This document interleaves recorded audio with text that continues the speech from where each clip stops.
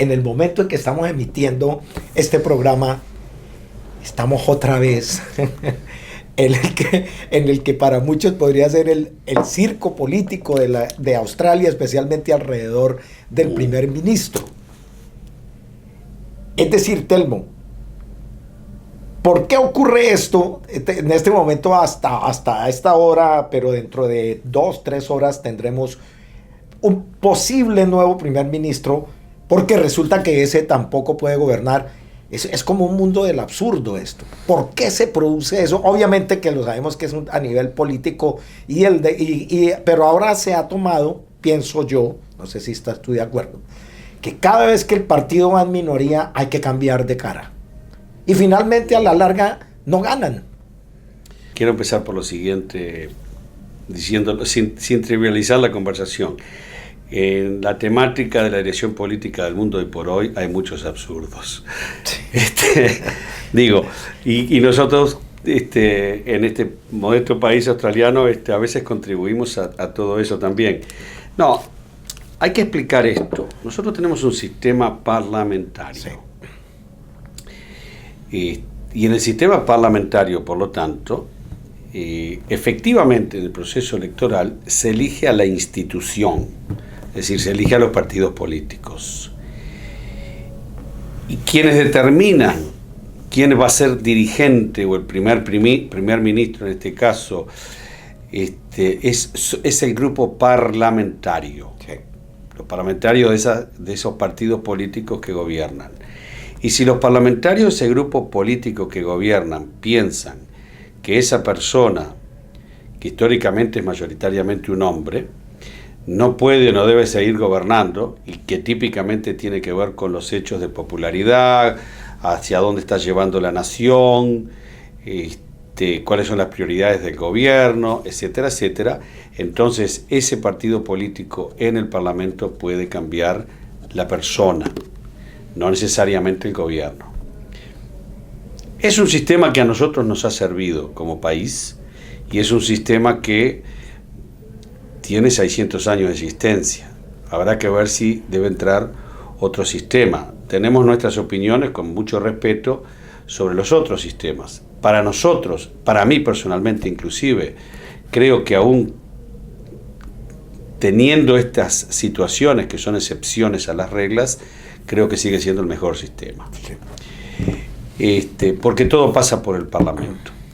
Y yo creo que debe ser así, que todo pase por el Parlamento, que el Ejecutivo y las leyes tengan que estar sujetas al escrutinio y a la aprobación de los parlamentarios, de los legisladores que han sido electos para colaborar en todo ese proceso de dirigir el país.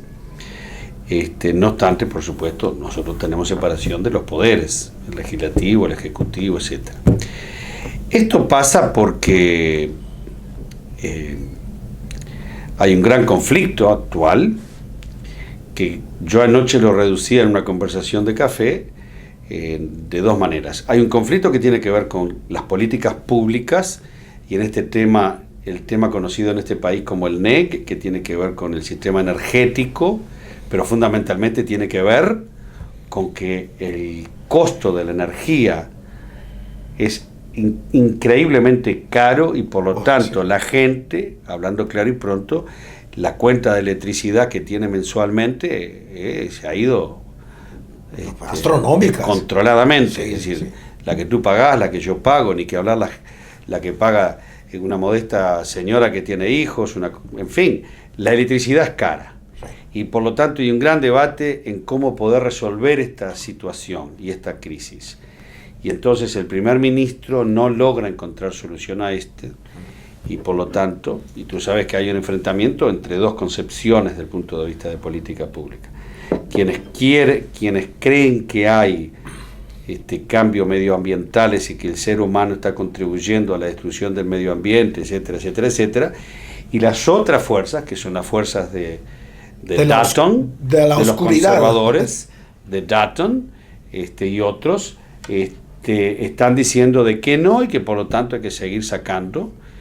Eso por un lado. Yo creo que por el otro lado también hay enfrentamientos que tienen que ver con personalidad, que tienen que ver con el ego, que tienen que ver con la psicología de las relaciones.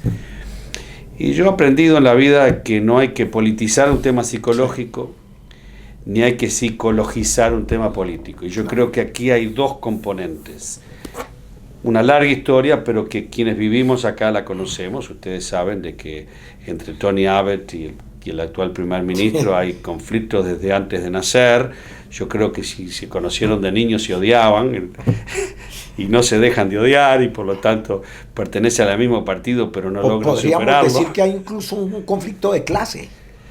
Sí, yo creo que hay un conflicto acá no de se habla clase. mucho de eso, pero la hay. Hay un conflicto que Freud, si los hubiese conocido, se hubiese hecho millonario con estos dos. Claro. En fin, por eso digo que no hay que politizar ni psicologizar. Yo creo que hay un elemento político real objetivo, un enfrentamiento de cómo encontrar una solución para esta crisis energética en el sentido de los costos. Y lo que paga el usuario, y lo que paga la pequeña industria, y lo que paga la gran industria. Sumado a eso, los compromisos mundiales, y si firmamos o no firmamos en París y nos comprometimos a reducir las emisiones o no. Entonces hay un conflicto genuino que conllevó a esta crisis de enfrentamientos de políticas públicas. Y yo creo que al primer ministro le faltó mucha habilidad, nosotros decimos en nuestro lenguaje, le faltó calle, para cómo poder llevar este tema. ¿Cómo manejarlo? Sí. ¿Cómo manejarlo? No lo supo manejar y por lo tanto él mismo entró en un callejón sin salida. Telmo, pero ayer el mismo primer ministro, estamos hablando el de ayer, Malcolm Turnbull, no sabemos hoy si será Dutton, Bishop o Morrison, está entre los tres, o puede que se mantenga. La política es dinámica, diría alguien. Decía el primer ministro que había agentes externas a la política que estaban metiendo, llamémoslo así, la bacha, la mano ahí. Y en la tarde escuchaba yo a un tipo que lo respeto mucho, a un periodista que se llama David Marr, que decía claramente que los que estaban influenciando en esto eran los medios, no vamos a mencionarlo acá, pero una cadena muy fuerte, no solamente a nivel australiano, sino a nivel mundial. Y lo decía así abiertamente, decía, ellos son los que están metiendo la bacha, la mano, llamémoslo así, para este cambio. Porque les conviene. Correcto. Sí, no los podemos mencionar, vamos a decir con toda franqueza, no los podemos mencionar. Cuando todos los conocen. Porque el bolsillo tuyo y el mío no alcanzaría para poder defender una alegación de difamación, pero hay que decirlo en términos generales. Acá hay medios de comunicación cuyos intereses son mundiales, no son necesariamente ni exclusivamente australianos, que están oponiéndose fuertemente a cualquier cosa que se le parezca del centro de la política, de la izquierda o de la derecha, o que tenga que ver con el reconocimiento de que estamos matando a este mundo, que le estamos haciendo daño y que por lo tanto hay que tomar medidas para reducir la contaminación, las emisiones de gases, en fin, esa política que todo el mundo en todos los países entiende. Y otros que pensamos que hay que hacer algunos cambios, que hay que cuidar el medio ambiente. Sí. Y bueno, hay medios de comunicación que parece que se eligen ellos sus candidatos y tienen una fuerza enorme y no hay forma de controlarlos, de que presenten información y que eduquen a la población con informes y con debates más serios, menos propagandísticos, menos panfletarios y de mi punto de vista político menos reaccionarios. Pero tú y yo sabemos que no es fácil enfrentarse a esa gente. No, es un pulpo. Hemos tenido alguna experiencia hasta personal en esta materia. No, muy clara. Pero seguimos opinando de que hay que seguir defendiendo las cosas que nos parecen que hay que defender. Y por lo tanto, tenemos una situación de impasse en este país hoy, a las 12:05, quizás estamos grabando cuando ya se están tomando definiciones, donde no tenemos primer ministro. Sí, porque tiene que haber el gobernador, creo que queda encargado, ¿no? En ese caso.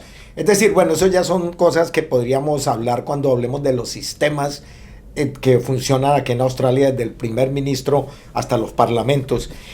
Finalmente, Telmo, a mí lo que me parece, porque cuando miramos la cosa ante el mundo es un poco vergonzosa la cosa, porque llevamos prácticamente 10, 12 años donde ninguno termina su periodo, lo descabezan, después vuelve el que descabezó, porque aquí para mí es claro que esto me huele al retorno del señor Abbott de pronto tratando de tomar venganza del señor Turnbull. Pero la pregunta de oro, porque estoy hablando demasiado, es, ¿habría una forma en que no se cambiara de una manera tan fácil esto? Sí, esa es la pregunta de oro en un caso de estos. Mira, constitucionalmente es como es, y yo no creo que hayan cambios constitucionales al sistema parlamentario tal cual es. Sí. Lo que yo sí creo que es necesario es que los partidos políticos cambiemos y que instrumentemos mecanismos que impidan que se pueda tomar con tanta facilidad o con tanta frivolidad el cambio del jefe del partido o la jefa del partido que nos representa en el Parlamento. El laborismo ya tomamos medidas a nivel federal, pero no a nivel estatales. A nivel federal, para elegir el líder del partido, hay dos componentes. El componente, llamémosle el lenguaje nuestro del Comité Central, y el componente de las bases. Entonces, para elegir quién debe dirigir al partido a nivel nacional, cada individuo que está afiliado a nuestro partido debe votar. Eso constituye el 50%. Es un tipo primaria, llamémosle. En todo este país, a lo largo y ancho de este país, es un proceso que lleva tiempo, fundamentalmente porque somos un país enorme.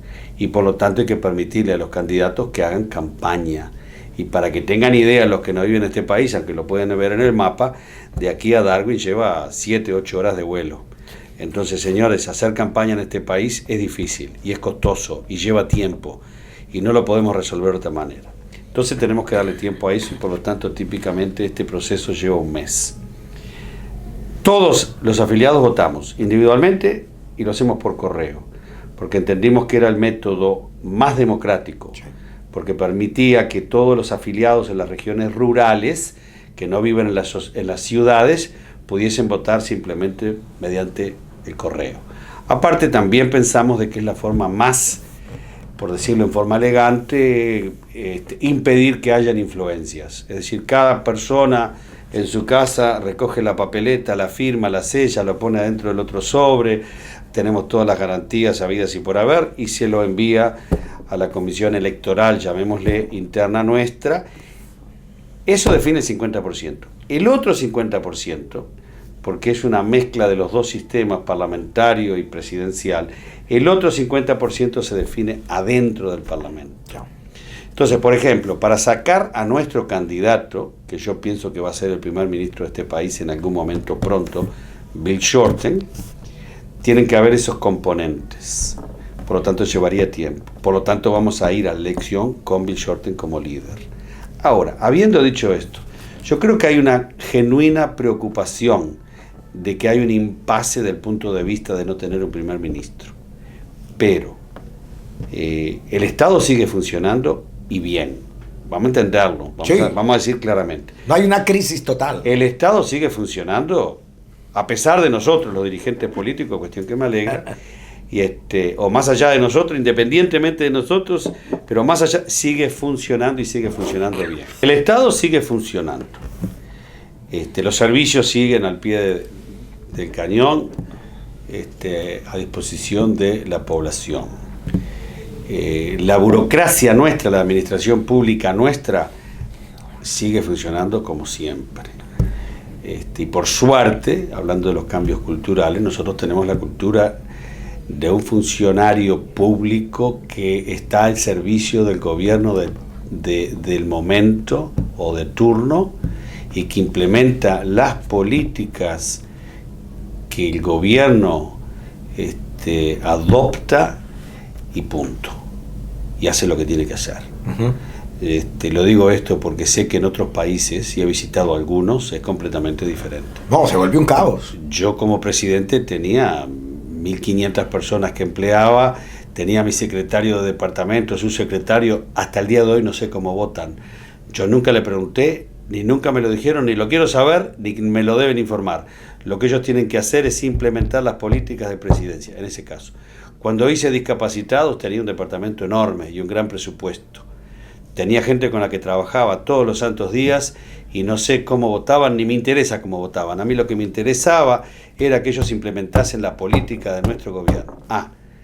Si no lo hacían, y siempre hay alguna manzana dentro de este canasto que de pronto piensa de otra manera y que puede querer corromper o intoxicar al resto de la manzana, entonces ajustamos cuentas, cuidado. Es decir, el funcionario público tiene que trabajar para el gobierno de turno, y así lo hacen. ¿Cuál es la preocupación? La preocupación es que todos los días cuenta para la gente en las bases de este país. Sí. Seguimos teniendo gente desempleada, seguimos teniendo temas en la vivienda pública, tenemos gente que vive sin techo. Digo, somos un país rico, pero tenemos temas. Y por lo tanto, tenemos el empresariado de este país que está diciendo, yo tengo que saber en qué dirección va este país. Y el tema energético tiene implicancias, por ejemplo, para todo, en todas las industrias. Entonces, la gente, desde el más humilde que dice, yo pago demasiada electricidad y hay que rebajarla porque el costo de electricidad en este país es inaceptable para un país que tiene la riqueza que tenemos. Estoy de acuerdo. La electricidad que se paga acá es inaceptable para nuestro país. Sí. Esa gente dice, pero acá ¿qué está pasando? Sí, ¿no? Se pelean entre ellos y mientras tanto, ¿en qué dirección vamos? Ahora, ¿el país sigue funcionando bien? Sí, sigue funcionando bien. La economía, dicho sea de paso, a pesar de todos los temas en la dirección política del país, ¿sigue funcionando bien? Sí, tenemos 23 años de consecutivo crecimiento económico y en este país no se conoció la crisis mundial financiera, no se conoció. Pero está bien que la gente tenga ansiedad y quiera que esto se resuelva con urgencia. Eso es muy buena indicación. Y que esté intolerante a que los dirigentes políticos pierdan el tiempo. Yo cuando escucho gente en la radio que dice es inconcebible, hace 2 días que estamos en crisis política, digo, qué lindo.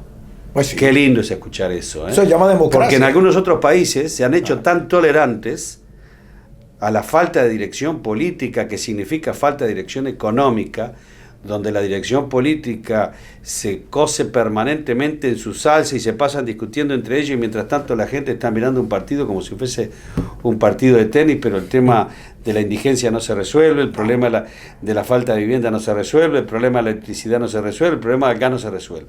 Entonces cuando acá la audiencia se pone nerviosa porque hay una crisis alrededor del primer ministro y te dicen y ya hace 2 días, me parece que es fantástico.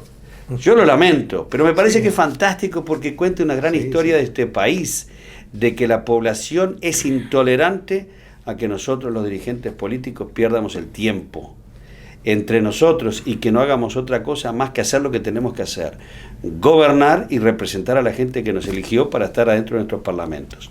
Entonces es una buena indicación de la población y nos deja contentos. Yo tengo confianza de que en un par de horas se resolvió esta crisis. Bueno, pues a ustedes los invitamos, esperemos, como dice Telmo, que esto se resuelva y estamos seguros que Australia continúa, como dice Telmo, andando bien y a solucionar esos problemas, pero mientras tanto nosotros los invitamos a que continuemos hablando en el próximo programa acerca del multiculturalismo y las lenguas, los idiomas, nuestra diversidad lingüística, que es muy importante. Gracias, Telmo. Gracias a ti, Carlos. Un placer.